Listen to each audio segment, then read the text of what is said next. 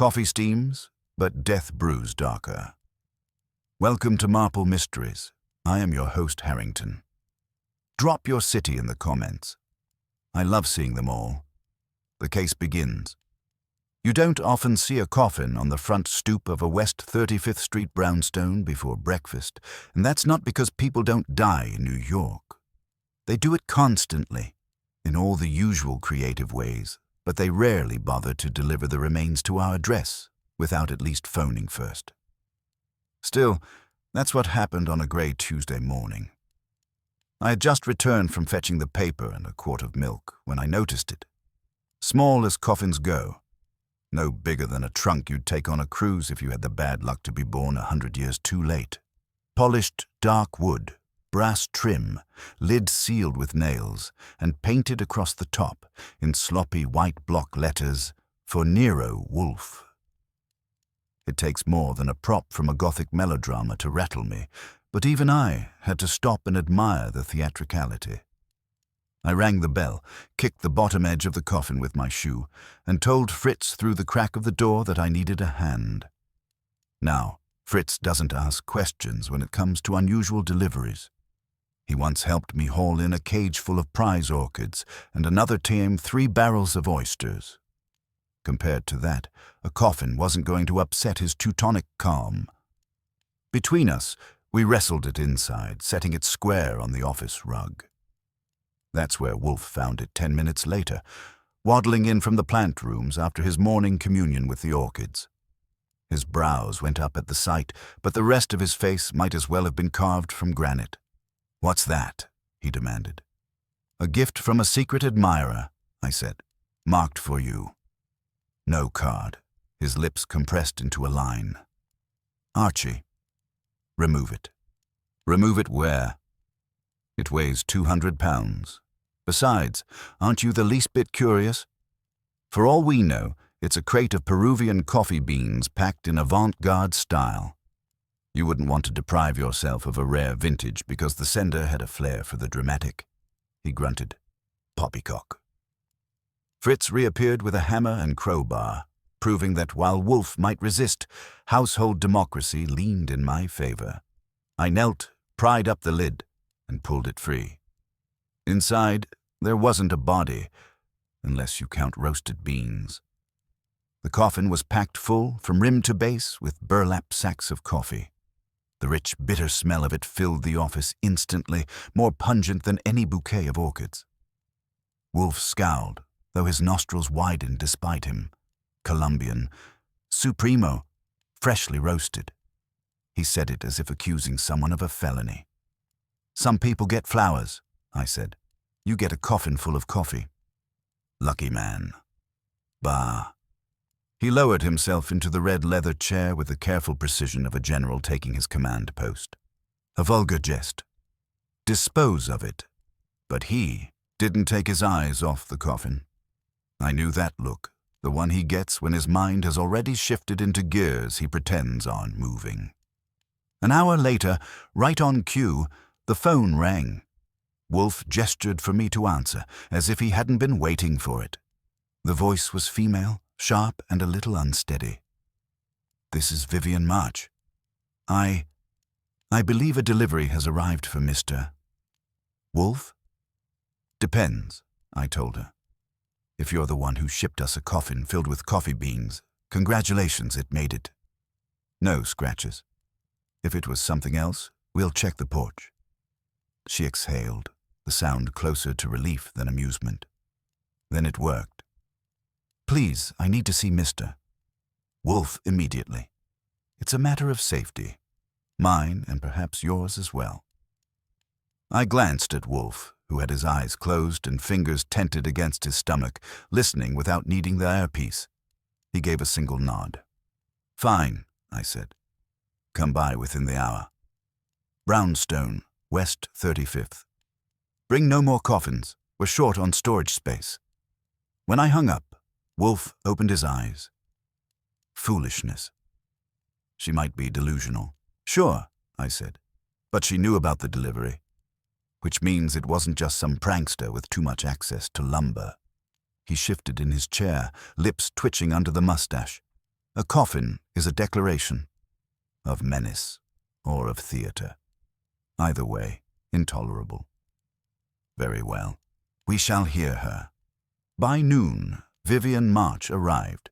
She was 35, dark-haired, dressed in a tailored suit that screamed uptown without saying which store window. Her eyes flicked to the coffin still on the rug, and she paled, as if the sight of it confirmed her worst suspicion. "I had to do it," she said. "I needed Mr.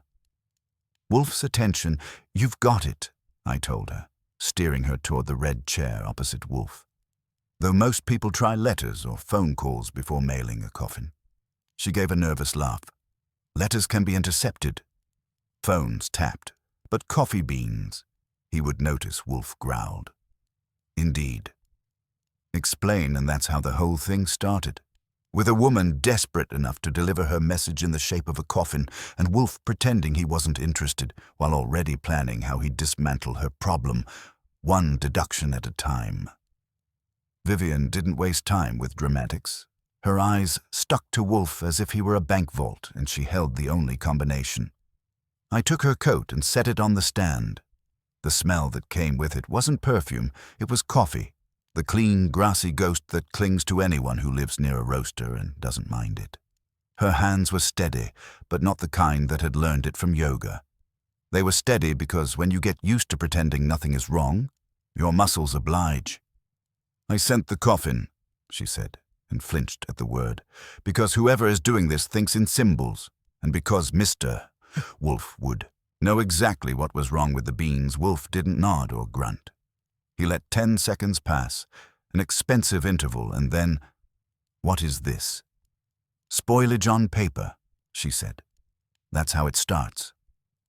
Shipments go out with perfect moisture and color. They come back in complaints. Stale, flat, burnt. We've been accused of everything short of mixing gravel in. But the beans are right when they leave.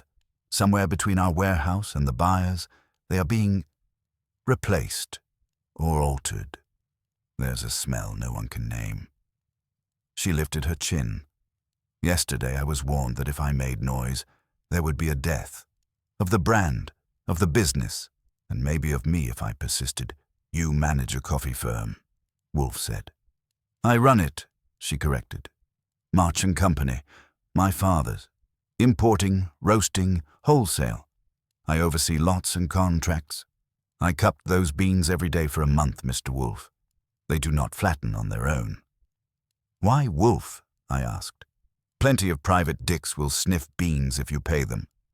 Her mouth twitched. "Because you don't sniff. You deduce. And because if someone brought this here to you, they'd be afraid to take it back." I could have told her she had a rosy view of our burglar deterrent system, which consisted chiefly of a lock, my 2 fists, and Wolfe's temper. Wolfe closed his eyes and inhaled. The office had gone from faint roast to full orchestra. He pushed his lips forward. "The sacks," he said. "Show me the stenciling." I tugged one free. Burlap rasped my palms. The black stencil read, "Hacienda Tulipan, Lote 18, Bucaramanga, 59 kilogramos." There was also a blue chalk slash, a warehouse mark, and a port stamp half-rubbed, M.O. I rolled the seam toward him. He didn't reach. He rarely does. But his eyelids lowered a fraction. "What you sent," he said, "is not Supremo. Nor is it burnt. It was roasted to the edge and then rested in a hot room. Careless, not malicious. The malice is elsewhere. Herr Goodwin, a knife I slit the seam. A ribbon of beans flashed and poured. They were glossy but not oily. Mixed sizes. Too mixed. I dipped and let a handful run through my fingers. A pebble clicked against my ring. And something else. Lighter, almost a shell. I fished it out. Not shell. A paper disc, the size of a nickel with a circle of tiny punched holes like a dot of lace. "Not from the burlap," I said. Vivian leaned forward. Breath caught. "Those are never in origin lots. I would have seen one. Wolfe's eyes opened. It is a plug from a paper seal. A container seal is punctured and replaced. A plug may fall. If it falls into the beans, a careful packer would remove it. A hurried thief would not. He shifted his bulk a half-inch, which for him is an exclamation point. Who besides you has authority over dispatch? 3, she said. My head roaster, Evan Rusk. He signs off on roast curves and cooling. Lionel Dyer, my father's old partner, who controls capital and our trucking contracts. And our new logistics hire, Miss Vance, Paola, brought in 2 months ago when we expanded the Newark storage. She's good, almost too good. Names, Wolfe murmured, as if sampling them. Rusk, Dyer, Vance. Already tiresome. He was about to make them more tired when the bell rang like a small gong. Fritz called from the hall that there were 2 gentlemen to see Miss March. Vivian's face went blank the way faces go when they slide their emotions into a desk drawer. I didn't tell anyone I was coming, she said. People notice coffins, I told her, and went to the door. On the stoop, a pair you could have cast from a manual, 1 spare and linen, 1 broad and reluctant. The spare one introduced himself with a card, Lionel Dyer, partner, and the broad one let me read his name off his cuffs. Evan Rusk. They tried to shoulder through in tandem, which in this house rates as a felony. I planted, smiled, and informed them that visitors enter one at a time and never in the mood they brought from the street. We're here to retrieve company property, Dyer said, crisp as celery. Miss March, you had no right. She had every right, I said. She paid the freight. You, mister. Dyer, have the right to keep your voice pleasant. This room gets hives from unpleasant voices. Rusk stared at the coffin like it had done him a personal disservice. He was the kind whose jaw tries to grow a beard to hide in, and his fingertips were stained a ghostly brown. A roaster's. He sniffed the air, then me, then Vivian. You brought it to him? He asked her, not bothering with Wolfe. God help us. Wolfe folded his hands on his middle. Indeed, God, he said flat, and me. Sit, both of you. Herr Goodwin, remove their hats. They didn't have hats. Modern men have bravado instead. They took the red chairs because people always do in that room. Vivian kept her spine straight and her knees together, the posture of someone who has been made to account for things more than once and kept her receipts. Wolfe's voice was patient gravel. Miss March reports a pattern. Lots leave her custody wholesome and arrive elsewhere degraded. She implies substitution or tampering. She implies as well that someone warned her to be quiet. You arrive to reclaim this. His eyes traveled with palpable distaste to the coffin, as if embarrassed by her sending it here. The facts are compatible, but not agreeable. Dyer crossed an ankle. What is not agreeable, Mr. Wolfe, is the spectacle.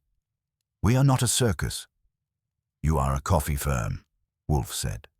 Perhaps you aspire. He flicked a look at Rusk. You, sir, do not enjoy strangers in your roast curves. Rusk's mouth jumped. I enjoy work that isn't sabotaged. Who benefits, Wolfe said, from a brand's discredit without destroying its inventory? A buyer negotiating a lower price? A partner angling to squeeze out another? A logistics competitor proving you cannot scale? He let the questions pile neatly like coasters. Miss March, you neglected to mention whether March & Company is presently negotiating a sale. She hesitated, and I could almost hear Dyer's breath sharpen. We have offers, she said. I have refused. Ah. Wolfe closed his eyes again. Mr. Dyer, you look like a man whose patience makes money. You have been patient. It has not. Dyer's nostrils widened. I'm patient with numbers. I'm not patient with theatrics. We will be taking the beans. No, Wolfe said, as if tasting the word and finding it agreeable. You will not. They are not yours. They are mine. I didn't blink, but my eyebrows tried.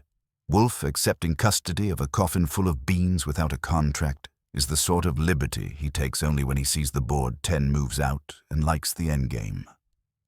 "Archie," he said, "telephone mister. Saul Panzer. Ask him to ascertain who arranged the trucking from Newark to our stoop, with what authorization, and whether any seal numbers were altered. He will know where to begin. Miss March, you will provide him the necessary references. You will also prepare to bring me your 3 colleagues tomorrow at 11. If any refuse, I shall be irked." Vivian nodded. Rusk made a noise like steam leaving a kettle. Dyer rose a fraction and sat again because Wolfe had not dismissed him, and a man learns these things on instinct in that room. Wolfe adjusted his cuffs. "Someone hoped to bury something," he said. "We will see whether it is coffee or conscience." Dyer and Rusk didn't like being told no to their faces, unless in Wolfe's office. They left with the kind of stiff shoulders that promise phone calls, lawsuits, or both, and Vivian watched them go with no expression at all, which in this room is the recommended face. When the door clicked, Wolfe shut his eyes and told me to call Saul. I did.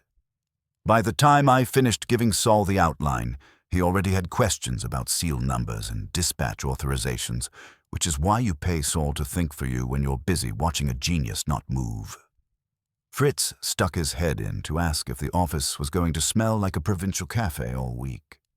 Wolfe told him to regard it as a regional variation on incense. Fritz snorted and retreated to rescue lunch from aromatic contamination. Wolfe opened his eyes long enough to tell me Newark first, Miss Vance second, and to come home by 4 in case the world decided to get clever. Newark storage for March and Company wasn't a palace, but it made a point about efficiency. Long shed, numbered bays, forklifts humming a lullaby for insomniac accountants. At the gate, a man with a jaw like a broom handle wrote my name like a complaint and phoned it in. Inside, the air was half coffee, half dust, and all movement. A woman in a barney slate dress with a badge that said Vance appeared out of an aisle like she'd been called by an internal bell. "You're Goodwin," she said. She had the posture of someone whose back doesn't tolerate sloppiness in others. Mr. Dyer phoned. "If he told you to be helpful, that will be one of our rarer miracles," I said. "I want to see dispatch logs, seal records, last week's bills of lading, and the man who signed for the coffin to our address." Her eyebrow edged up a millimeter. "You'll have the first 3. The last is a contractor. We don't keep contractors on a leash. Leashes chafe," I said. "Names help."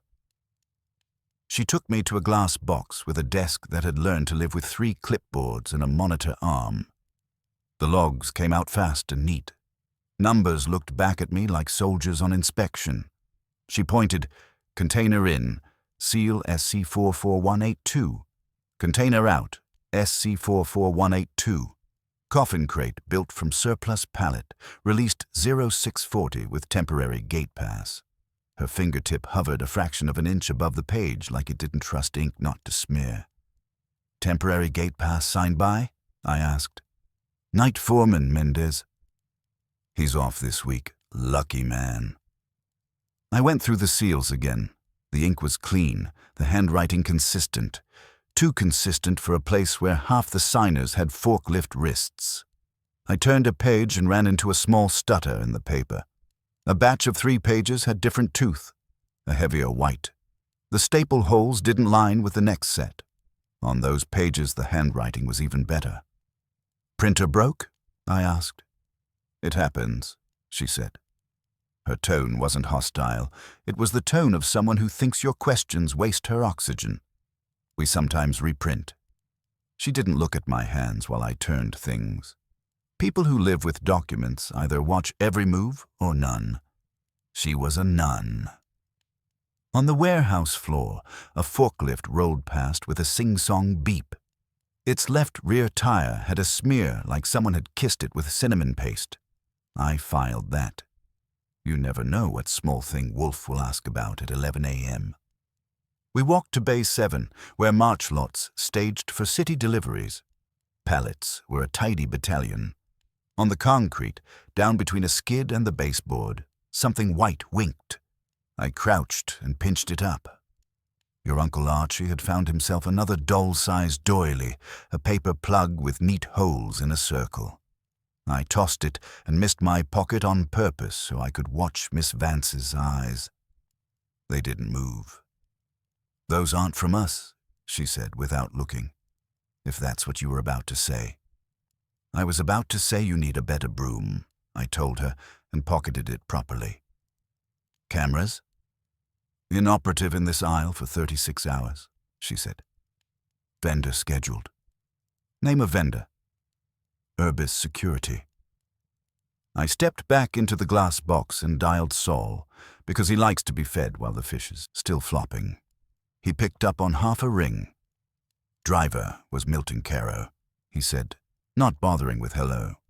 "Freelance under Ajax transfer. Dispatch authorization came from a number registered to a shell that lives in a strip mall. Seal on the coffin crate, if you care. Didn't have a serial. They use strapping and human hope. Your container seal SC44182 is interesting. The receiving log at the port has SC44128. Somebody transposed a digit or a conscience." "Urbis Security?" I asked. "Never heard of your aisle going down." "Their calendar shows a pickup next Wednesday, not last night. Also, your night foreman Mendez posted a fishing picture from Atlantic City at 3 a.m., time-stamped with glee." "Bless modern life," I said, and thanked him. Miss Vance watched my mouth and not my eyes while I talked. When I hung up, she had a page ready with Caro's signature blown up like a wanted poster. "You're efficient," I said. "I dislike entropy," she said. "You people invite it." "Us people?"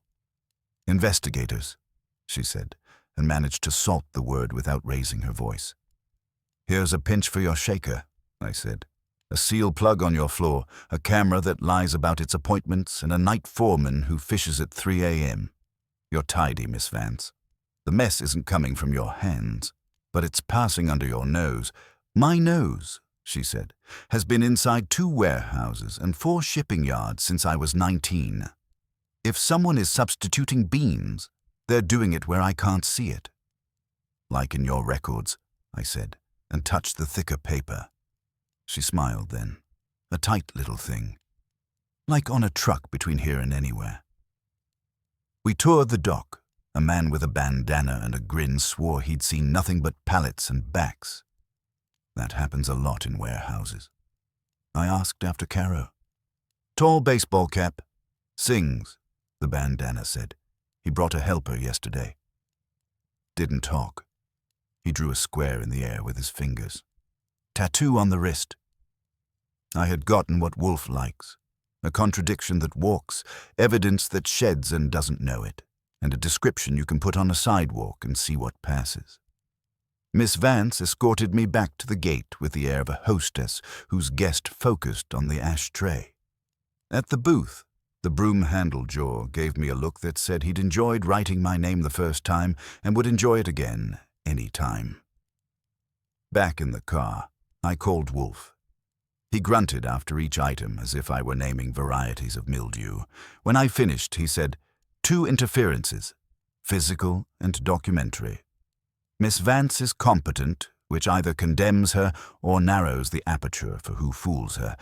You will ask her to be here with Mr. Rusk and Mr. Dyer at 11. Mr. Panzer will follow Mr. Dyer home this evening and see if Patience keeps curious hours. You will, for an hour, loiter near the roastery and learn whether Mr. Rusk sings, "And the coffin?" I asked. "It remains," he said. "Fritz will learn to season the air with resignation." I was 10 minutes from March's roastery when I noticed the sedan. Not new, not old, not anything. Paint the color of bad gravy. 2 cars back whenever I turned. I let it enjoy my company for 6 blocks, then took a right I didn't need and a left I shouldn't want, and watched it try to decide if it had a personality. It did. It kept coming. I smiled into the rear view, Because when a case starts sending escort vehicles, it means the beating heart is close enough to hear. I drove on, humming, and thought about paper circles, tidy hands, and a coffin that someone had intended as a message in one direction and that Wolfe had calmly turned into a lockbox in the other. The roastery sat on a block that had made its peace with heat. Even in March, weather, the air around it was warm, bread and copper. The tail stayed polite. A sedan the color of dishwater, 2 cars back, not crowding. I let it have my rear bumper for 3 more blocks and then treated it to a block where delivery trucks like to nap across the lane.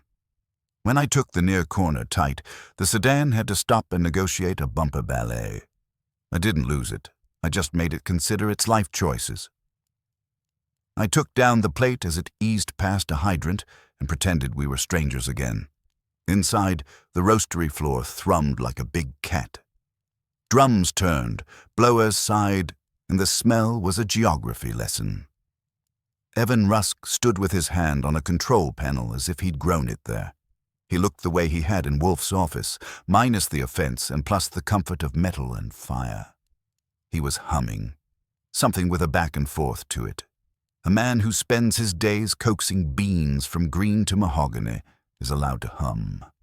It's how you keep from swearing. He saw me and didn't bother to wipe the brown from his fingers. You come to tell me the mastermind lives in my cooling tray? I came to see if you sing, I said. You do. Also to ask what you smell when you don't want to smell it. Paper, he said, and cocked an air toward the drum. Cardboard, damp floor, diesel from fools who idle the trucks, cheap cinnamon from some cafe 2 doors down that thinks flavor comes in jugs. What do you smell? Something sweet that doesn't belong, I said. At the warehouse, it kissed a forklift tire. Here it's faint. Not cinnamon exactly. The cousin that wears a better hat, star anise, he said. You can dab oil on beans and they'll carry it like a scandal. It's a parlor trick. We don't do tricks. You know what happens when you oil beans? They look good on Instagram and then your grinder weeps. I wouldn't know about Instagram, I said. I do know about tricks. He led me along a catwalk where a batch was dropping, glistening in a metal sieve while cool air lifted the heat off. He flicked a glance at the curve chart printed out on a clipboard. This, he said, tapping the line. This is a roast curve.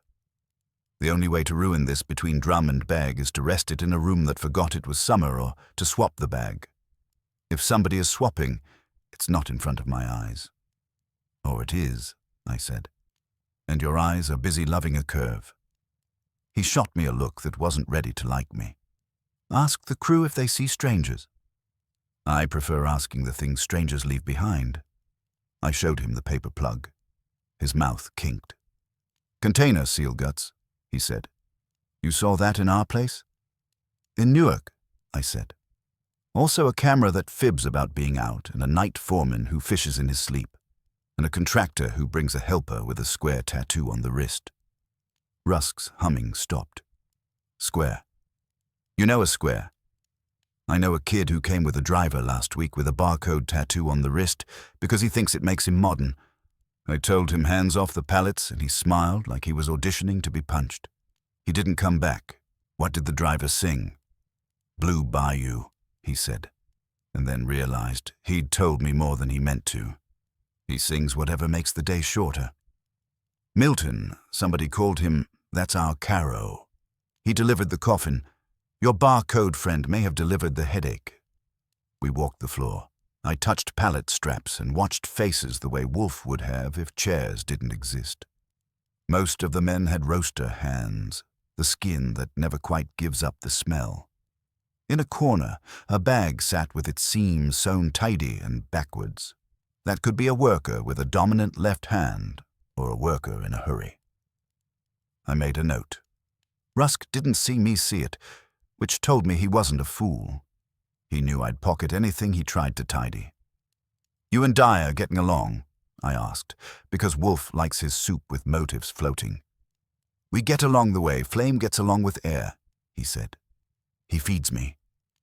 Then he threatens to turn off the fan. He wants to sell. He says the market is right and Vivian is wrong. I roast. I don't sell. You do loyalty. To the coffee, he said, as if that made it simple. Vivian doesn't cheat it. I've worked for men who will. I'd rather hum nearby tomorrow at 11, I told him. Wolfe likes punctual music. I called Saul from the loading dock and gave him the plate number for the gravy sedan. He thanked me like I'd brought him a scone and said Ajax Transfer liked cars that didn't belong to them. He'd climbed the paper until it squeaked. When I hung up, my pocket buzzed again. Fritz's voice has a way of making a kitchen emergency sound like a cathedral has sprung a leak. Archie, he said, is Mr. Wolfe playing a trick on me? If he is, you may safely blame me later. What's wrong? Star anise, he said, tight. The jar is not where I keep it, and the label is reversed as though someone wiped it. Also, the office window latch is not in the position I left it after I aired the room. And Mr. Wolfe's agenda card is under the blotter, not on it. I did not put it there. Put Mr. Wolfe on, I said. Wolfe came on with a sound that was not quite a sigh. The trespass is mild, he said, but it is trespass. Someone with tidy fingers moved the latch a hair, displaced the card, and carried off Fritz's anise. They also shifted one burlap sack in the coffin an inch. I measure that inch. You will come home, your admirer. An admirer who knows I will observe. It is both warning and test. They taunt me with a scent. Star anise on coffee is a vulgar perfume. It says, we can make your beans smell like anything, and we can touch your house. I minded to raise the fee I told him about the seam sewn backwards, the barcode wrist, Rusk's hum, and Vance's need to strangle entropy. He grunted at the right places. Miss Vance, he said, either fails honestly or hides competently. Mr. Rusk is not stupid. Mr. Dyer is impatient. The concoctor enjoys levity. We have a fourth hand, the one behind the helper's wrist, who arranges the plugs and the papers. We will find him when he becomes curious about our coffin. Should I bring you samples from the roastery? I asked. Bring yourself, and wash your hands. You smell like a spice market, and it offends my orchids. I left Rusk with his curves and the floor with its purr. The gravy sedan had taken a taste for corners and parked across from a hydrant, pretending to read a parking sign. I pulled out slow and let it fall in. I didn't invite it home. I let it follow as far as Madison, then turned into a garage where a man with grease on his chin knew my wink. The sedan drifted past, the driver showing me his profile for half a second. Wrist on the wheel, a square of ink just at the cuff. He didn't look back. He didn't need to. People who think they're getting away with something rarely do. They're too busy enjoying it. By the time I hit 35th, the office smelled faintly of licorice, and Wolfe was sitting like a boulder that had ideas. The coffin hadn't moved except for the inch he'd measured. He pointed to it with 2 fingers. Anise oil, he said. A dab. Enough to teach a lesson about contamination. Enough to insult. We will accept the insult for now. Tomorrow at 11, we return it. Fritz tried to pretend dinner wasn't insulted by the anise in the air and succeeded because he's Fritz. He served trout with brown butter and almonds, and Wolfe let the butter repair his dignity. We didn't talk much. When the house acquires a scent that didn't consult him, Wolfe becomes a monastery that eats well. After coffee, Fritz brewed from a tin he keeps for emergencies that don't deserve beans. We relocated to the office. The coffin sat where it had. Like a guest you don't like but can't ask to leave without making a scene. Saul phoned at 8:15. His voice carries dry weather even when it rains. Your gravy sedan is a rental from a storefront that likes cash and forgets faces. Contract signed by a Milton Caro who looks like someone else. Ajax transfer ties through a dispatcher named Hockney, who took a call yesterday from Urbis Security, confirming a camera outage at Newark. Urbis says nobody called Hockney. Your helper with the barcode tattoo answers to Theo at the yard, sometimes Nix. He was fired from a freezer warehouse last year for selling slot time to friends.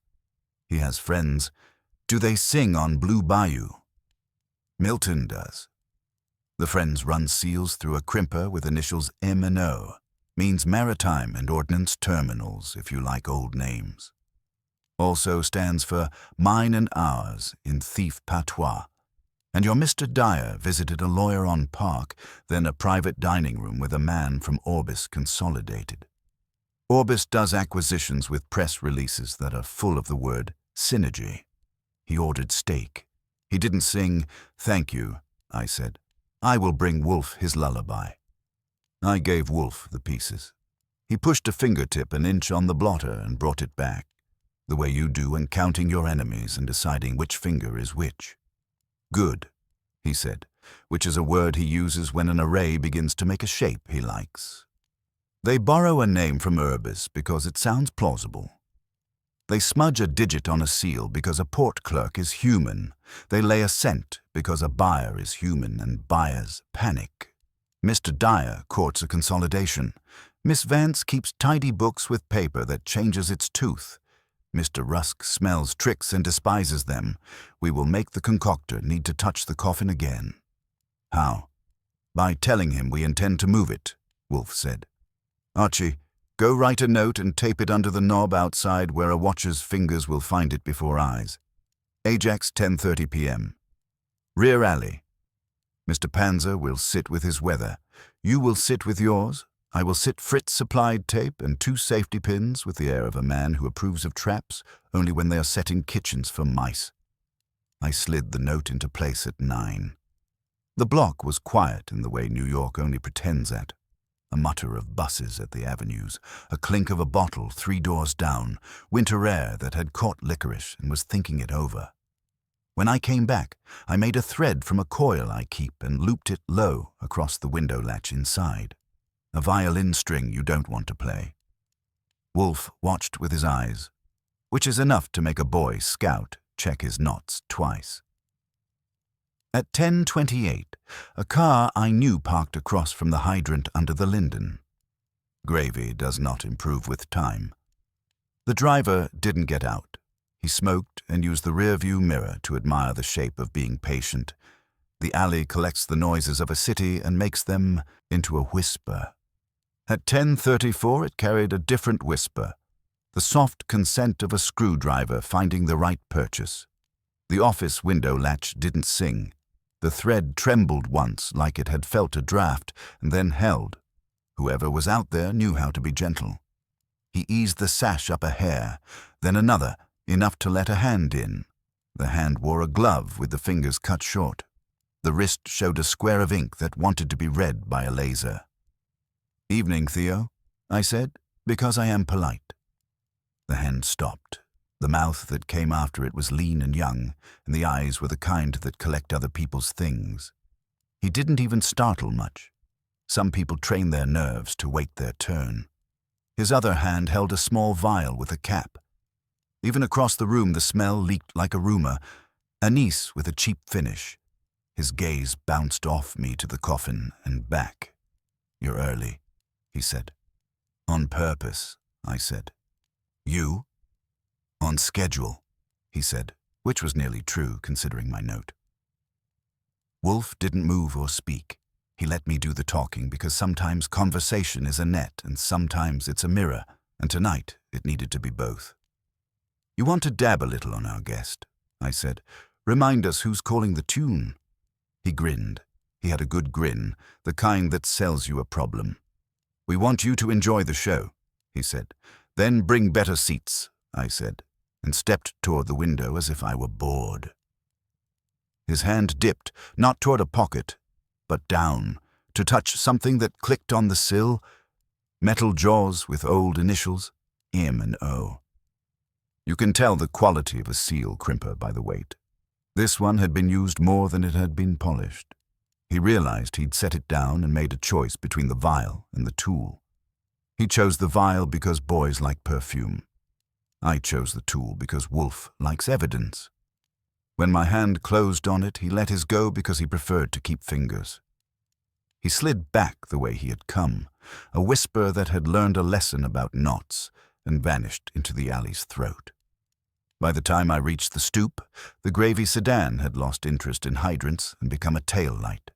I brought the crimper in. Wolfe glanced at it as if I'd set a sandwich on his desk. M&O, he said. So obliging of them to brand their sins. Are the jaws nicked? From a seal that didn't match its hole, I said. You'll like the teeth. They'll fit the plug, they'll fit a plug, he said, too careful to grant the world its satisfactions. He took the vial with 2 fingers and sniffed once. Bad oil. Bought from a grocer. They insult the palate and the profession. They could have used star anise seed and macerated it with patience. They use perfume. Perfume sells, I said. It sells women dresses and men cars, he replied. It should not sell coffee. His eyes went to the coffin, then the window. They test our perimeter. That means we have struck theirs. Tomorrow we will draw them into a room where they cannot edge away with a vial in their fist. He rang for Fritz and told him to put the crimper in the safe and the vial in a jar, then told me to call Saul and let him know Theo Nix had learned that our house is not a warehouse. Saul said he'd tuck the knowledge under Theo's pillow if needed. I asked him to look for M&O on any contract Dyer liked. He said he already had a finger under that page. When I hung up, Wolfe closed his eyes and let his chair accept him. We returned the insult by asking questions, he said. Questions that smell. Miss March at 11. Mr. Dyer, Mr. Rusk, Miss Vance. And, if fortune is generous, Mr. Nix at the curb outside, chewing a toothpick and pretending he belongs to no one. He opened his eyes. Do not put the note back under the knob. He will try the back this time. We left the window shut and the thread tied and the coffin exactly an inch wrong, and the house settled around us like a beast that has decided to sleep but left one eye open. The house slept like a cat, one ear twitching. Morning found the anise almost gone, absorbed by carpets and indignation. Wolfe did his orchids early and came down looking as if he intended to be reasonable with no one. I'd just finished sorting the mail when Saul called in the tone he uses when the weather has arranged itself to his liking. Dyer hadn't gone home after Park Avenue. He'd gone to a townhouse in the 60s where Orbis Consolidated keeps a private chef. He stayed an hour and left with a folder that looked heavier than paper. At dawn, he visited a bank that knows him by first name and a storage yard in Red Hook that doesn't. The yard belongs to M&O, resurrected as Mott and Orlando Logistics, same initials, same cheerful regard for seals. Milton Caro spent half the night in a bar where drivers buy cheap whiskey with expensive lies and then swung by Ajax's yard to collect a cash envelope from Hockney. Theo Nix slept in a room over a bodega on 10th and woke early to admire his tattoo in a mirror that doesn't deserve it. Tell Mr. Wolfe, Saul said, that M&O owns a portable hoop, the kind they use to band crates when you want to look official on camera. If somebody wants to put together a coffin fast and make it look born in a warehouse, that hoop helps. Bless their inventiveness, I said, and rang off. Vivian phoned next, not asking for permission to feel rattled. A buyer in Queens had rejected a lot for off-odor reminiscent of licorice. The inspector's note used that exact phrase, which meant whoever had written it wanted the word to travel. She also had an anonymous email in her inbox, with a picture of our coffin taken through the office window. The angle was wrong for the street, and a single line. Let it die. Bring that, Wolfe said when I relayed it. Bring it printed. Bring the envelope, not the content. We will look at the fold. He told Fritz we would require beer after 11 and told me we would require punctuality. At 10:42, Miss Vance showed, immaculate and displeased with oxygen. At 10:46, Rusk arrived smelling of honest smoke and dishonest worry. At 10:51, Dyer blew in like a man whose time has a resale value.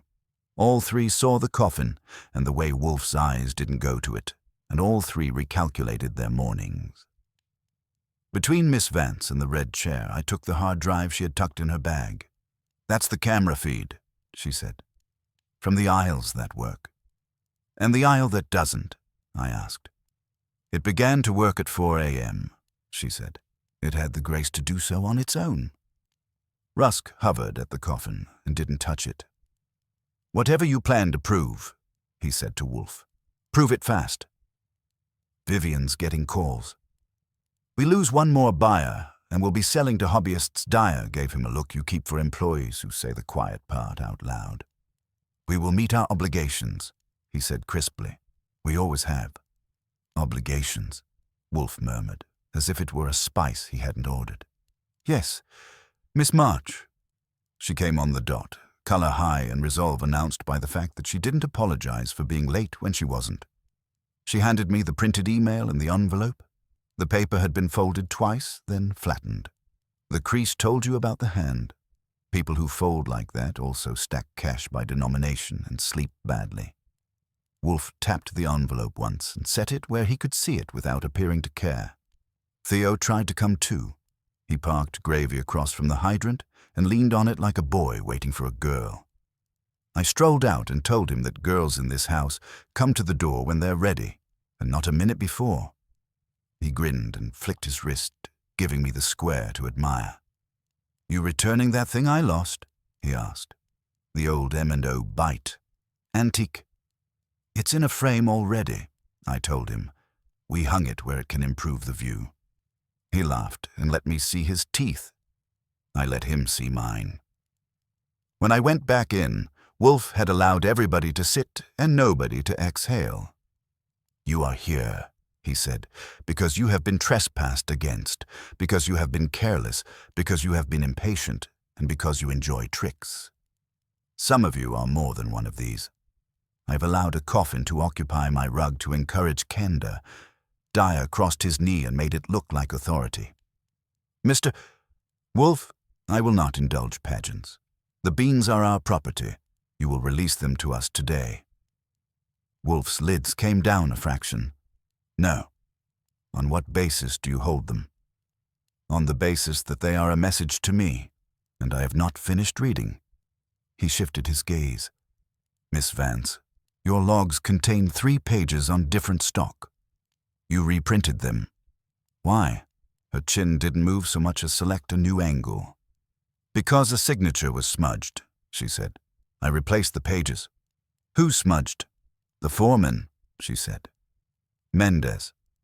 "Who was fishing," Wolfe said, "at 3 a.m. "You did not replace the pages. You inserted them. Mr. Dyer, your dinner with Orbis. Did you offer March and Company at a discount on account of reputational harm, or did they offer you a premium for the speed with which you could produce harm?" Color crept into his ears. "That's as much as men like Dyer will let the world have. My discussions are not your affair." "Everything that touches my rug is my affair," Wolfe said. "Mr. Rusk, you are faithful to your curves, but you spared a glance at a seam sewn backward and let it pass, because you prefer not to believe ill of work in your house. Miss March, your courage is sound, but your security is sentimental. You trusted a system that admires you to admire you back. It does not." He let them sit in that a moment. Then he nodded at me. I brought out the crimper. I set it on the desk beside the printed email and the envelope. Then I put the paper plug on Wolfe's blotter and the other from Bay 7 beside it. He didn't touch. He doesn't have to. He looked once. His eyes narrowed the way they do when a plant reveals a bug. "Observe," he said. "The nick in the jaw." The repeat on the circle. The plug from Newark and the plug from this coffin. We could ask a lab to measure the tooth. We do not need to. We have a jaw. We have a bite. We have a boy outside who enjoys both." He shifted again, a quarter-inch of contempt for how obvious the world can be. "But that boy is not a mind. He is an instrument." Dyer leaned in, forgetting to make his voice pleasant. "Then call the police. Charge the boy. This will end." "It will not," Wolfe said, "because boys do not rent private chefs. Boys do not write merger term sheets. Boys do not arrange portable hoops in Red Hook and digit changes at the port and camera outages that heal themselves before dawn. Boys are sent. I should prefer to have the sender in this room." Vivian's breath caught a small sound. "Then why bring them?" she asked, "if you already know." "To position them," he said, "to watch which one of you looks at which object when I speak. To see whose eyes go first to the crimper, to the plug, to the envelope, and to Miss March." He let his gaze drift. "Miss Vance, you looked at the plug. Mr. Rusk, you looked at the envelope. Mr. Dyer, you did not look at anything. You calculated. Good. Calculation can be read." The bell rang. Fritz announced Mr. Sard, Panzer, which meant Saul had chosen to come in the front like a gentleman. He set a small padded mailer on the desk. "Courier dropped this at March and Company 10 minutes ago, addressed to Miss March," he said. The guard signed. I asked him to remember that he prefers to sign, once Wolfe nodded. "Open it, Archie." Inside was a plastic bag with beans glistening more than pride and a smaller bag of powdered sugar anise candy crushed to dust. There was no note, which was a note. Rusk swore under his breath, the good old word that men use when someone has put dirt in their religion. Miss Vance watched the edge of the bag the way a surgeon watches a ragged incision. Dyer checked his watch, which was a neat piece of theatre that said he would like to be elsewhere. Wolfe breathed once through his nose and seemed to make a decision about appetite. "Enough," he said. "At 3 o'clock today, a pallet will leave Newark labeled for a buyer in Queens. It will not go to Queens. It will come here, under my latch, with its seal intact. Mr. Dyer, if you object, object now." Dyer smiled, the way a lawyer smiles at a judge, respectful of the bench, disdainful of the man. "Very well," he said. "Indulge your experiment." "It is not an experiment," Wolfe said. "It is bait." "You may notify whomever you wish that I am hungry." He turned to Saul. "Kindly inform the boy at the curb that if he touches the latch today, he will be touched back, and in a way that discourages tattoos from growing." Saul said okay, which from him is a fanfare.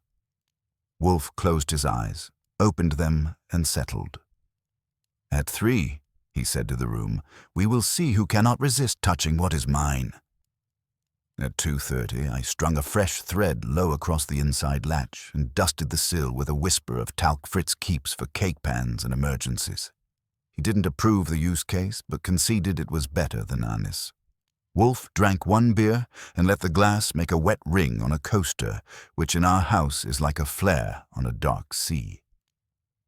At 2:58, the street gave us the sound of a truck that knows to idle nicely. Saul had arranged a driver who didn't sing. The pallet came off on a small lift, wrapped, strapped, and sealed with a pristine SC 44,182 that would have made a clerk in Antwerp misty. The driver signed where I told him and left the pallet just inside the hall. Wolfe said to leave the office door open. He likes to hear the house breathe when it might decide to cough. At 3:10, the bell rang again. Fritz went and came back with his eyebrows arranged for sarcasm. "A city inspector," he announced, the words dry as toast. I moved to the front and found a man in a windbreaker the color of municipal paint and an ID tag that said City Consumer Affairs in a font that had never met a city budget. Clipboard, carbon forms, a stamped order. He was 35, pretending to be 40, with a haircut that cost less than the badge laminate. "Afternoon," he said, official in the way men get when they've practiced it in the bathroom. "Recall inspection." We've got a lot associated with March and Company flagged for off-odor, licorice. We'll impound, will we? I said, and took the order. The phrasing on the form was precise and wrong. Off-odor, reminiscent of licorice, the exact language from the Queen's Inspector's note Vivian had shown us. A city form would have called it an adulterant, not a reminiscence. The paper had a heavy tooth, wrong for city. The watermark said nothing at all, which is not the city's motto. The phone number at the bottom had an area code that likes to pretend it's official. "Who sent you?" I asked. "Dispatch," he said. "Which division?" "Quality. Oversight." "That's not a division," I said pleasantly. "Come admire our latch." He didn't want to admire our latch. He wanted to crowd past me to the pallet. Behind him, across the street, Gravy rested by the hydrant. Theo leaned on its hood and watched the show like a man who sells tickets. I ushered our inspector into the hall anyway and let him get a good look at the seal. He wrote the number down wrong, the way a man writes a number he's been told already in the air. SC44128, and then corrected it to 44182 with a slow pen. I made a note of his correction and his pen, and the fact that his hands were clean enough to be new to warehouse work. "Hold a moment," I said, and called back to the office. Wolfe took the receiver as if it were an oyster and asked, in a tone that would have embarrassed a cardinal, "Which section authorizes you, sir?" The inspector squared. "Code 12, 147. "Subsection?" Wolfe inquired.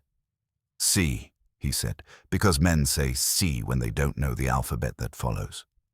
"C in that section concerns fireworks," Wolfe said, and hung up. "Archie," he called, without raising his voice, "send him away." The man must have been paid by the impound. He put a hand on the pallet strap. Saul appeared as if he'd been hidden behind the hat rack, which is a trick he has.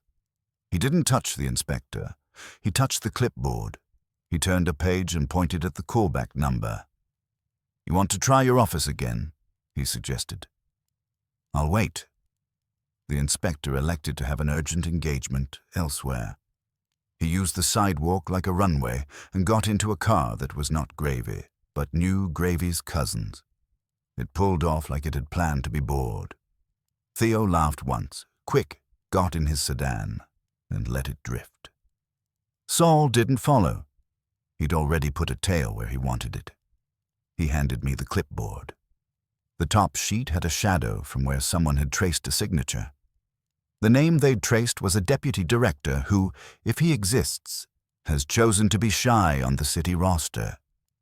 Under the stack was an instruction slip for the driver I was supposed to be, directing him to redirect misdelivered goods to M&O Red Hook pending compliance, and a phone number labeled Urbis Security. The number had treated Hockney kindly last night. I took the pallet into the office.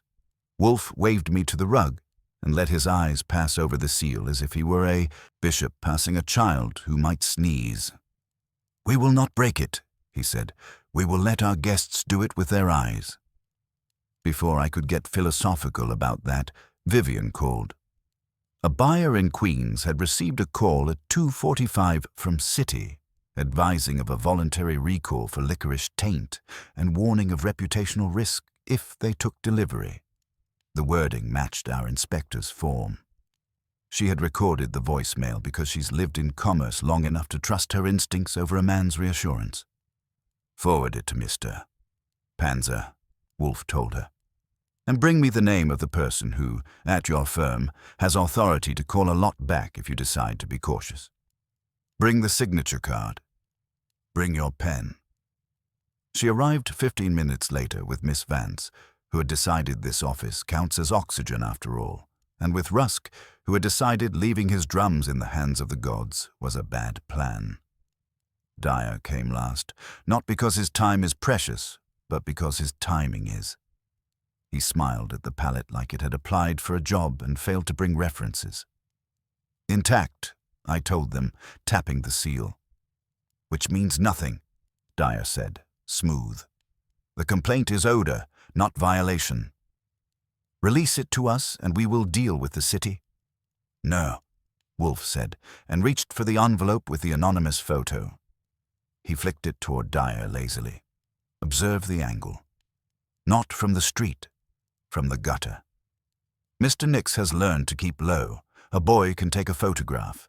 He cannot manufacture a city. Miss Vance's gaze landed on the inspector's clipboard I'd set on the stand. Her eyes tracked the paper stock before she stopped herself. This is counterfeit, she said. It wasn't a confession. It was a professional insult. We print on stock from Pomeroy.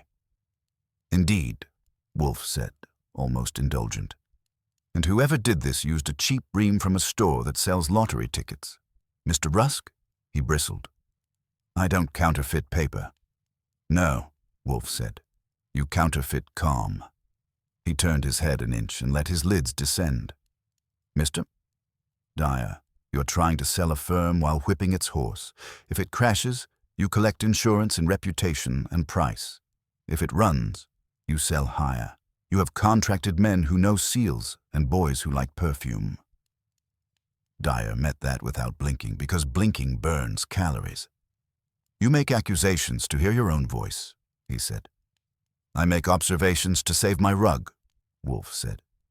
This pallet will sit under my latch until 6. Between now and then, someone will be unable to resist touching it. Mr. Goodwin will sit where he can observe. Mr. Panzer will sit where he can discourage. If by 6 the itch has not produced a hand, I shall break the seal myself, and we will see whether your friends have contrived a sacrament beneath the top layer. They didn't wait for 6. At 5:10, the latch string trembled once, very slightly, and quit. The talc on the sill had a print that wasn't quite a print, more a kiss from a glove that had to try. The alley gave back the soft consent of a man retreating. I went out the front and saw Gravy edging off with its lights half on. Theo didn't look back because Theo has principles. Saul's shadow across the avenue acquired a second shadow. When I came in, Wolfe shut his eyes as if to relish a spice he actually ordered. Greed, he said. Impatience. They will touch twice. At 6 we oblige them. Archie, prepare the cutters. Miss March, prepare your nerve. Mr. Dyer, prepare your face. He let the room breathe then, and I watched 3 people practice not looking at the thing in the hall that they each, for their own reasons, wanted to own. At 5:50, the house had that hush it gets when all the furniture is listening. I sat where I could see both the hall and the window thread. The talc lay like a dare on the sill. Wolfe had his eyes half closed. Not napping. He was letting annoyance ripen. Vivian sat forward with her hands locked so tight the knuckles looked chalked. Miss Vance chose a chair that let her see the pallet without appearing to watch it. Rusk stood because sitting would have meant his knees might bounce. Dyer arrived at 5:53, checked the time at 5:54, and smiled at nobody at 5:55. At 5:57, the thread made the smallest whisper you can get from string. Not a pluck, more like a breath you'd deny. I walked to the window and bent as if to admire the linden. The talc had taken a second kiss, higher than the first. Whoever was out there saw my shoulder and flowed back into alley shadow like a polite mistake. Across the street, Gravy adjusted its angle by an inch, the way a man shifts weight when his foot falls asleep. At 6, Wolfe opened his eyes and said, "Now." It wasn't theatrical. He doesn't do drums. It was appetite at last meeting course. I rolled the pallet just inside the office and angled it so the light got nosy. The seal sat there, shining with virtue. SC 44,182. I read it off. Miss Vance read her log. In and out, 44,182, she said, composure crisp as a ledger. Dyer's mouth creased the way a man's does when a digit behaves. Wolfe nodded, a half-inch. Archie. I cut the banding and set the strap aside. The seal came off, and I put it on Wolfe's desk like a trophy you don't cheer. He hates ceremony, so I didn't give him any. The wrap unfurled. Top layer, sacks in neat formation, seams tidy, stencils clean. Hacienda Tulipan, Lote 18. The smell that came up was right. Brown sugar and clean bitterness. Not licorice or its disreputable cousins. Lift, Wolfe said. I slid the first sack down. Under it, on the top of the second row, was a little square of cheap tape with the sole of a convenience store. It held a sachet the size of a matchbook, a bit of gauze tied with thread. You didn't have to get close. Even Fritz would have recognized it. Star anise, macerated by a man who uses impatience for heat, not oil. Powder and a whisper of syrup so it would stick and slow breathe into burlap like a sermon into pew cushions. Rusk swore softly. Miss Vance's jaw ticked once, like a metronome objecting to allegro. Dyer's eyes did not go to the sachet. He looked at Vivian instead, which told me where he lives.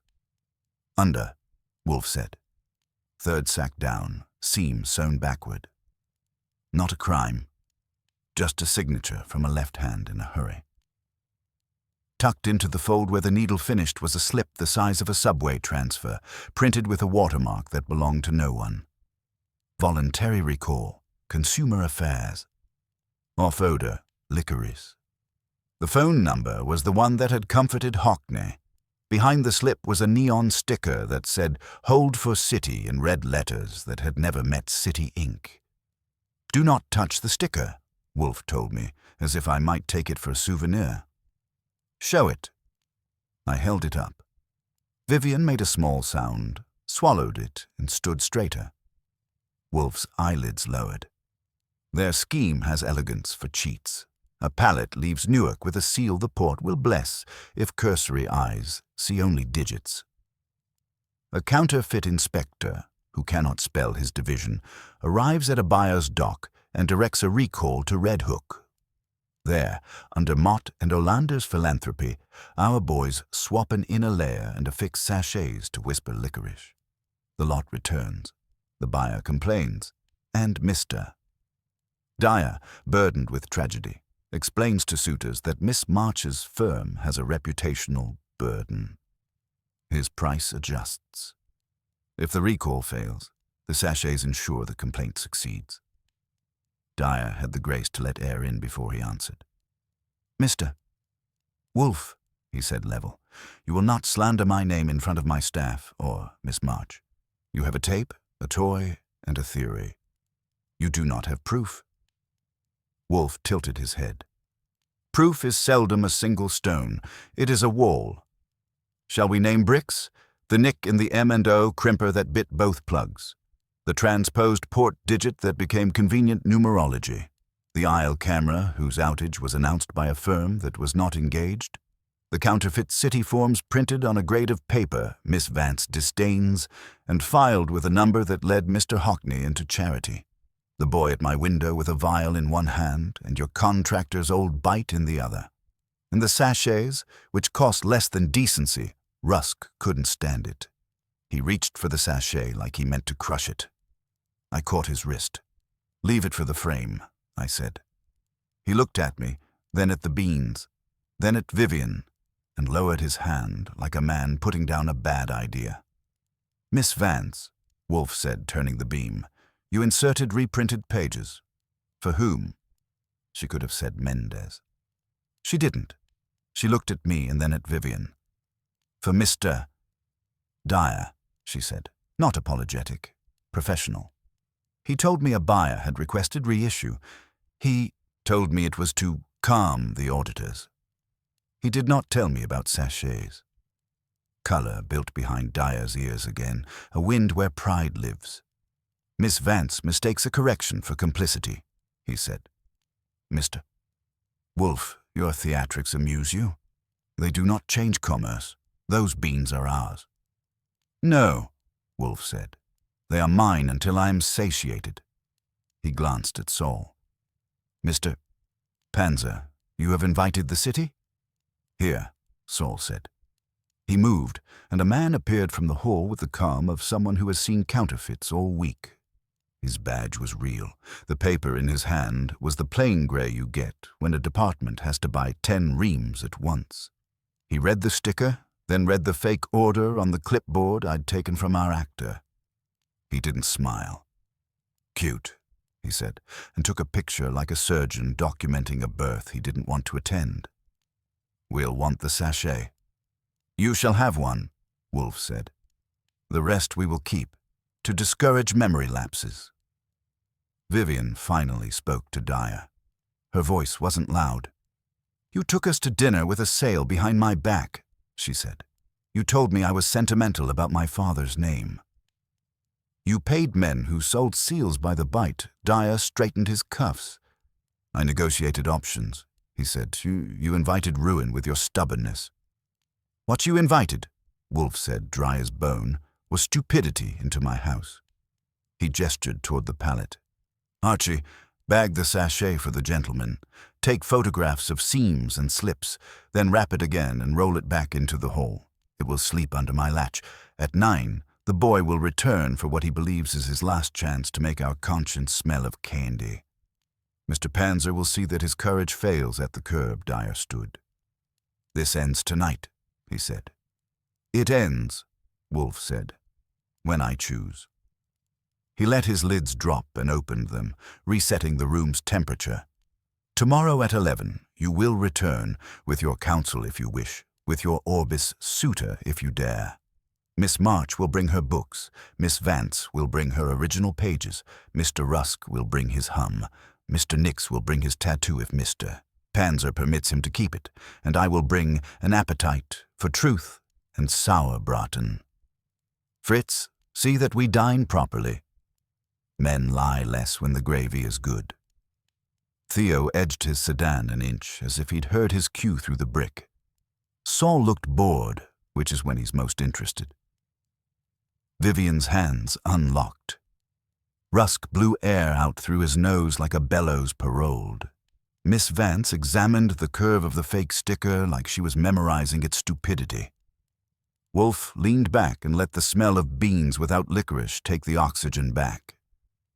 The house began to breathe again, one long, slow pull that meant the trap had sprung somewhere we couldn't see yet, and the line held.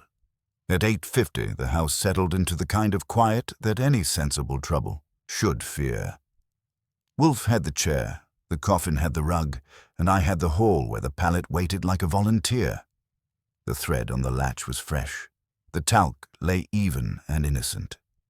Saul's presence didn't take up space so much as it subtracted it. He'd faded out beyond the stoop, where shadows go to take notes. Vivian had gone home under orders to sleep and fail. Rusk had returned to his drums. Miss Vance had taken her composure back to Newark. Dyer had left with a look a man gives the gallows when he's sure it's decorative. At 9:03, the thread twitched like a hair on a patient you've shaved for surgery. The window didn't rise. It breathed. I walked over, bored, and leaned on the jamb. A hand came under the sash inside a fingerless glove with a wrist that wore a small square barcode like a Boy Scout badge. The hand touched the talc, learned humility, and paused. Then the other hand, with a vial between 3 fingers, reached for the pallet's corner like it expected a tip. "Evening, Theo," I said, conversational, because you can't stalk in a room a man already owns. He smiled through the glass and slid back with the courtesy of a waiter denying dessert. He didn't run. He turned the corner, because boys who like to show you their wrists also like alleys. Saul let him get 2 steps into darkness so he could enjoy telling it later that those were the last 2 steps it had to offer. They didn't scuffle. Saul doesn't waste friction. A minute later, I opened the door to find Theo where I'd hoped, between Saul and the idea of leaving. "Invitation only," I told him, and took the vial. It was a twin to the first, cheap and ice in a bottle that had once known nail polish remover. He came in easy, the way a fox trots into a coop that smells like corn and doesn't notice steel. Wolfe didn't look at him right away. He inspected the talc on my fingers and the thread, then allowed the visitor to occupy the red chair. Theo looked around like a man who has only ever seen rooms that need you to raise your voice. Wolfe opened his eyes fully for the first time that evening and applied them to the subject as if checking a label. "Mister? Nix," he said. "You are an irritant. You are also a convenience. Do not force me to choose." Theo tried a grin. "You got good beans," he said. "Smell right." "They smell like men who dislike honesty," Wolfe said. "Mr. Goodwin will list for you the items that attach to your person. The old M&O crimper with a nick that matches plugs from Newark and this coffin.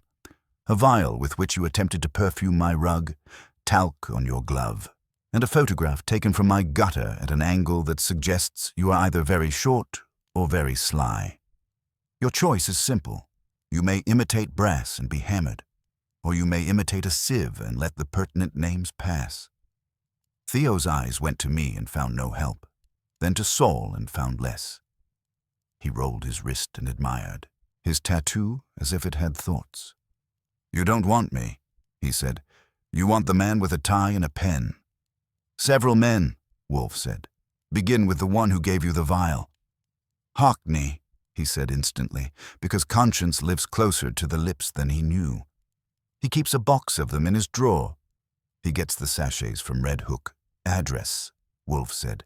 "He says it like a man ordering a condiment. Mott and Olander Yard, Bay C, Locker 16, Theo said. "Combo was 128 last night. Might be changed tonight. The hoop is in cage 3. We keep banding in a crate with a blue X if they load us with paper. We do what the note says, and the note always comes from a man called Pell.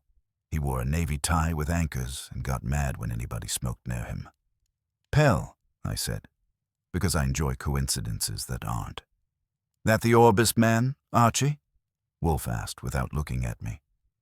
I nodded. "Marvin Pell," I said. "Private dining room, Park Avenue, navy tie, appetite for synergy." Theo blinked. You can teach a boy to be careful with his feet and he still trips on nouns. "That's his name," he said. "I don't meet him. Hockney meets him, or Olander does. I get cash. Somebody texted me Urbis from a number that dies every morning with a code and a plate. I add perfume where it counts. The sack under the third, the seam that reads backward because I drag with my left. We don't hurt anybody. We just—" He stopped, discovering he had chosen the wrong pronoun in the wrong house. "You contaminate, you counterfeit, you trespass," Wolfe said. "And you speak plural when you should save your skin in singular." He let the chair sigh. "You will telephone Mr. Hockney now and tell him the pallet presented a problem, that the buyer refused, that the city wants it under hold, and that you need a new instruction. You will use my instrument." He pushed my phone toward him with 2 fingers, the way you'd nudge a dog that might bite. Theo dialed, mouth dry. Hockney answered as if somebody had asked him a question at poker and he wanted to fold without anybody noticing. Theo said the words Wolfe gave him. Hockney cursed with a scowl you could hear and told him to bring it to Red Hook and not to be seen and to text 128 when he got to the gate. Pell would be monitoring. He hung up as if the phone had offended him. "Good," Wolfe said. "Mr. Panzer, oblige Mr. Nix to remain on our premises while you visit Locker 16. Mr. Goodwin, go and develop photographs of sachets, seams, and stickers. If Mr. Pell is present, that would be a luscious accident. If he is not, get what the locker yields and leave a small thank you note. Our compliments to Mott and Olander's paper stock." "Do we tell the actual city?" I asked. "They are already awake," Wolfe said, and flicked a glance toward the hall where the real inspector's grey paper had been honest all afternoon. "They will want to be present when commerce discovers scruples." Saul took Theo with him, not roughly, but with a hand that has opinions about wrists. I went with, because life is too short to miss Red Hook when it's thinking about confession. The yard wore its sodium lamps like jaundice. The gate guard was a cold sandwich with legs. He liked badges more than faces. Saul went past him as if publication had preceded him. It had. Theo produced a code. The lock admired his tattoo and agreed. Cage 3 said, "Hoop the way a crate says it cannot lie anymore." Locker 16 remembered the combination and offered up a kit with the enthusiasm of a conscience tired of being poked. Bundles of sachets with thread cut to precise lengths. A fistful of counterfeit Hold for City stickers like a child's idea of power. A ream of the wrong paper. Blank forms pre-printed with off odor, licorice, and a callback number that loved Hockney. And in a padded slot, a spare set of M&O jaws with the same nick and the same sin. There was also a list with 3 buyer names, including the Queen's account that had found poetry in a complaint, and dates in a hand that lay down its 7 like its owner had been taught by a European clerk. "That'll do," Saul said, which from him is confetti. He took photographs and the spare jaws and a sachet for the real inspector to cradle. I printed a note on one of the blank forms, "Return to sender, insufficient decency," and left it under the sachets. Theo swallowed in the cold. He had begun the day as a boy with a hobby. He was ending it as a boy who knew the hobby had teeth. We got back a shade before 11. Wolfe hadn't moved a molecule. He had, however, rearranged tomorrow. On his desk were 3 envelopes addressed in his block to Orbis Consolidated, to Mott and Olander Logistics, and to Mr. Louis Parker at the district attorney's office. The Orbis one contained a polite invitation to attend at 11 with counsel to receive an explanation of how your agent has amused himself at my expense. The M&O letter offered an opportunity to identify which of your employees cannot read a seal. The DA's envelope, I didn't peek. Wolfe enjoys his little surprises. He listened to our report without indulgence and with interest. When I finished, he tapped my photographs once. "We will seat Mr. Pell beside Mr. Dyer," he said. "Mr. Hockney may watch or be watched. Miss March will bring her father's letterhead. I intend to return it to her untarnished. Mr. Rusk will please not touch anything. Miss Vance will bring the original pages so that we may put the right paper on top of the wrong. And we will see who grows indignant at the correct moment." I told him Theo had learned where boys end. Wolfe's mouth flattened. "Boys," he said, "end where men put them." He glanced at the coffin. "They put this on my rug. Tomorrow I put it on their conscience." He closed his eyes and breathed once, as if it finally smelled like coffee again. "To bed, Archie. If you must dream, dream of Sauerbraten. I intend to eat well at the inquest. At 11 sharp, the brownstone became a courtroom without a bench. The coffin still sat on the rug, mute witness to all offences. Wolfe hadn't stirred since breakfast, except to direct Fritz to prepare Sauerbraten for the evening, as if the case's conclusion were already penciled into his appetite. The first to arrive was Vivian, steady now, carrying a folder with her father's letterhead as Wolfe had instructed. Miss Vance followed, efficient and unsmiling, her original pages under her arm. Rusk came in smelling faintly of roast smoke, shoulders tight, as if he'd rather wrestle the problem in a drum than in Wolfe's office. Dyer arrived next with Marvin Pell in tow, tie knotted in navy anchors, eyes darting as if trying to catalogue exits. They were met by Saul, who occupied the doorway in the way a mountain occupies a horizon. "Sit," Wolfe said, and chairs were claimed like territory. Wolfe gestured, and I laid out the exhibit parade. The sachet of star anise powder, the counterfeit city order, the seal crimper with its distinctive nick, the plugs from Newark and our coffin, the counterfeit stickers, the bundle of blank forms Saul had liberated from locker 16, and finally my photographs of seams and slips. He began not with accusation, but with appetite. "Coffee," he said, "is not merely commerce. It is ritual. You have turned it into theatre. Sachets whispering licorice, counterfeit inspectors with counterfeit paper, portable hoops for counterfeit seals, all to create the appearance of contamination where there was none. A fraud intended not to destroy March and Company, but to bruise it, soften it, for a buyer. Pell shifted. Dyer folded his arms. Wolfe let his eyes half close, a signal that he was about to tighten the noose. Mr. Dyer courted Orbis with a discount born of scandal. Mr. Pell, Orbis's agent, orchestrated the mechanics, supplied false forms, arranged M&O's participation, and kept boys like Nix amused with envelopes of cash. M&O, ever obliging, provided seal crimpers and lockers. Mr. Hockney carried notes, and the boy trespassed here at my latch, with perfume, to remind me of their reach. Dyer leaned forward, voice precise. Speculation. No, Wolfe said and opened his eyes. Observation. The sachet from your palate, the plug bitten by your crimper. The paper Vance was instructed to insert by you, sir. The false city order, printed on the same stock in Pell's locker.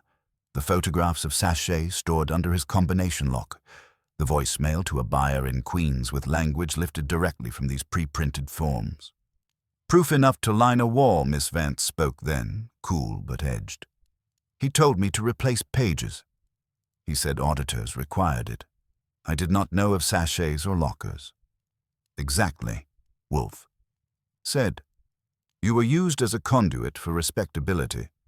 Mr. Rusk, loyal to your roast, you saw a seam backward and chose to disbelieve. Miss March, you trusted a partner's signature where you should have demanded his proof. Each of you played your part, but only two of you conceived. Wolfe's eyes shifted to Dyer and Pell together. Orbis wished to buy a weakened firm. Dyer wished to profit from an old partner's patience. Together you employed fraud, perfume, and boys, but you forgot that deceit has a scent stronger than a niece.